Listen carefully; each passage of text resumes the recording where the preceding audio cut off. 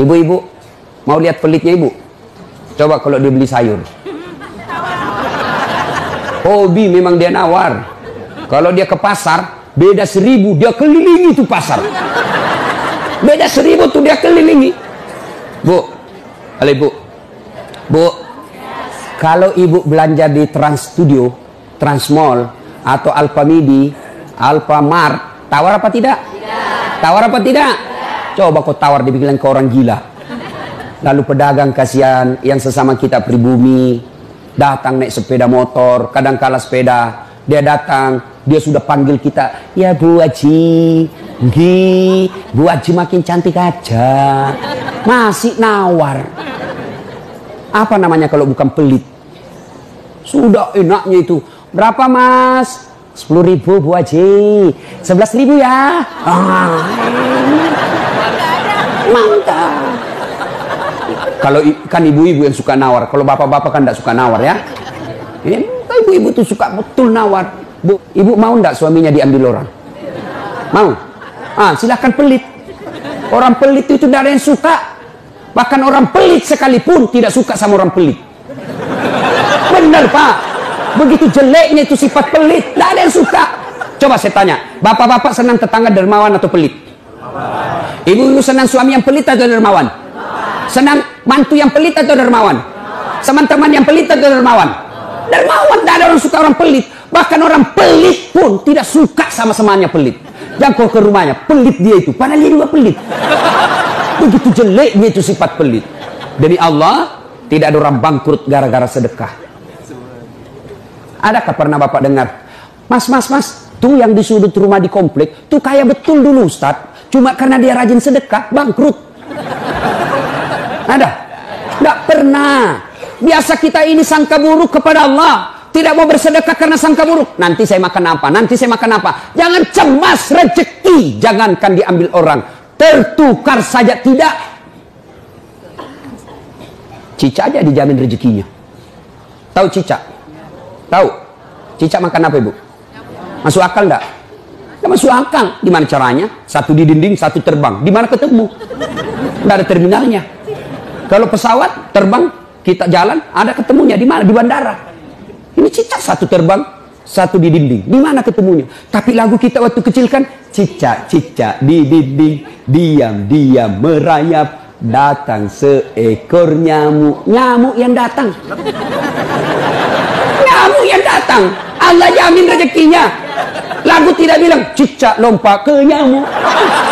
Setengah mati cicak, kasihan. Iya kan? Itu cicak, tidak sarjana, tidak punya kursus, tidak ada kaki, tidak ada otaknya, tidak cerdas, bisa hidup. Apalagi ibu, jangan pelit.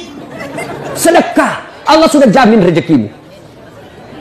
Bu, ada suaminya mulai selingkuh? Ada? Tidak usah curhat sama tetangga, apalagi curhat di Facebook. Tak kusangka kau begitu. Pret, beleng-beleng. Rahasia keluargamu kau ungkap di Facebook.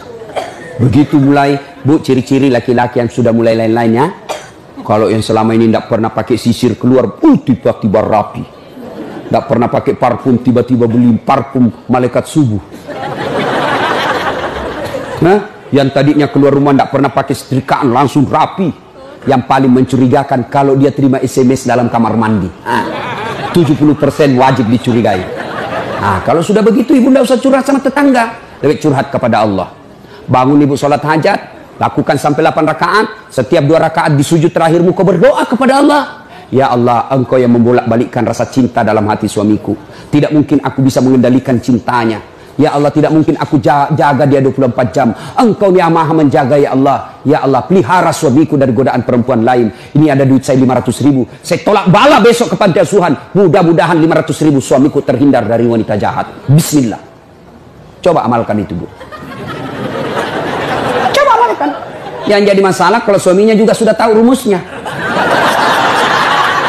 Dia bangun juga sholat hajat. Dia bangun pula sholat hajat. Istrinya sebelah, kamar sebelah, suaminya kamar sebelah. Ya Allah, capek sudah saya lihat istri saya, ya Allah. Ngamuk aja kerjanya, marah-marah aja, berat badannya juga makin tambah, ya Allah. Tak tahu dilihat dari mana dia seksi. Ya Allah, ini ada duit saya 500.000. tolak bala ya Allah. Mudah-mudahan istriku ikhlas saya kawin lagi. Bingung malaikat yang mana? Jangan pelit. Demi Allah, tidak ada orang bangkrut gara-gara sedekah. Saya kasih contoh. Tanggal 4 kemarin, sehari sebelum lebaran. Ya, tanggal 3 malam. Ada anak-anak usia 19 tahun. Bapaknya Flores, mamanya Toraja, Kristen. Karena sering dengar ceramah saya di YouTube, akhirnya dia memutuskan diri masuk Islam. Desember kemarin. 19 tahun. Tanggal 3 malam, dia DM ke saya di Instagram. Ustaz, saya ini dicerita cara mualafnya. Kemudian besok sudah mau lebaran, saya belum punya baju baru Ustaz.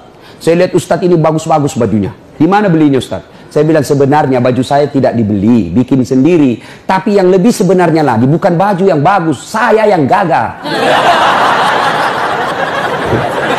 Ya, sudahlah.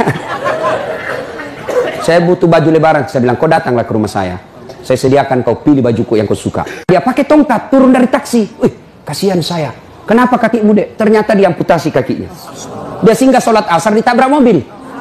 Saya bilang, berat betul hidupnya ini anak. Diusir dari orang tuanya, Pak. Diusir, sekarang tinggal di masjid. Tidak disetujui, hanya dia sendiri masuk Islam. Diusir. Bilang, kenapa kakimu? Saya cerita. Sedih saya. Sempat berkaca. Jangan sedih, Ustaz. Ini tidak ada artinya ini kaki ketimbang iman saya kepada Allah. Luar biasa, 19 tahun. Saya ambil baju saya yang paling bagus. Kau pilih ini, Dek. Mana kau suka? Benar, diambil yang paling bagus. Sempat juga saya nyesal. Sudah.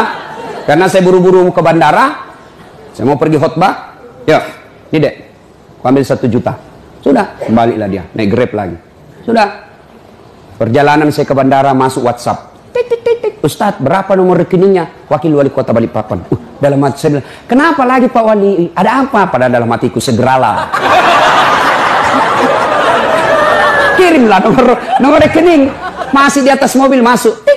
Masuk, berapa transferan masuk? 30 juta. Tadi keluar 1 juta. Tidak cukup sampai situ, Allah balas lebih banyak. Sampai saya di airport, bandara, depan pintu 7 nunggu saya keberangkatan, tiba-tiba ada ibu-ibu lari. Bawa amplop. Ustaz, tunggu dulu Ustaz. Apa? Ini dalam hatiku, ada apa lagi? Padahal cepat sudah. Ini ada ternyata ada fans saya, dia lihat saya di bandara, dia mau kasih, coba buru-buru mau masuk bandara. Dikasih saya melalui itu ibu. Nih ada Ustaz titipan dari ini. Oke, saya buka, berapa isinya? 10 juta. Sudah 40 itu kan gantinya. Besoknya tanggal 5 selesai khutbah. Biasanya kalau saya khutbah dikasih itu ibu 25 juta sama itu bu bupati. Berapa saya dikasih waktu itu? 35 juta. Berapa Allah ganti? 75. Keluarkan 1 juta, Allah ganti 75 juta. Kenapa ibu miskin? Karena ibu malas bersedekah. Selalu berkeyakinan saya miskin. Maka Allah, ana indasani abdibi. Saya tergantung sangkanya hambaku. Kalau kau sangka tidak mampu, maka kau kasih tidak mampu. Sedekah ibu. Allah tidak lihat 1 jutanya, Allah tidak lihat 100 ribunya. Yang Allah mau nilai, kamu sedekah enggak 1 hari ini. Jangan pernah lewatkan maghrib tanpa sedekah di hari itu. Coba amalkan. Coba. Kenapa kita tidak bisa umroh? Karena selalu yakin saya tidak mampu. Maka Allah, ya sudah kok dia yakin tidak mampu. Sedekah. Pulang ini kau sedekah sama tetanggamu. Cari orang miskin. Cari janda-janda tua. Tidak usah janda muda, banyak yang bisa selamat. Jelas? Salatullah salamullah ala toha rasulillah. Salatullah salamullah ala yasin habibillah. Nah, sudah banyak sebenarnya penyakit hati, tapi waktu yang terbatas. Saya cuma bilang waktu yang terbatas. Saya ada acara di Bandung ibu jam 10. Saya ini orang kampung. Saya tidak tahu Bogor ke Bandung jauh. Saya pikirnya 1 jam. Inilah kalau kita pakai pulsa lokal. Saya orang kampung, tidak tahu saya. Oh ternyata jauh. Nah saya harus segera selesaikan. Insya Allah kalau panitia ngundang saya lagi ke sini, saya datang lagi. Insya Allah ya. Ini penyakit hati. Sekarang gimana cara mengobatinya? Ala bizikrillahi tatma'innul qulub. Ketahuilah dengan berzikir mengingat kepadaku, maka hatimu akan jadi tenang. Jadi kalau kita punya penyakit hati, maka datang di majelis zikir Al-Ihya ini.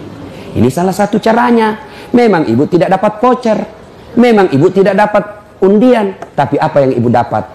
Ilmu tapi ilmu tidaklah terlalu menolong ketika ilmu itu tidak diamalkan.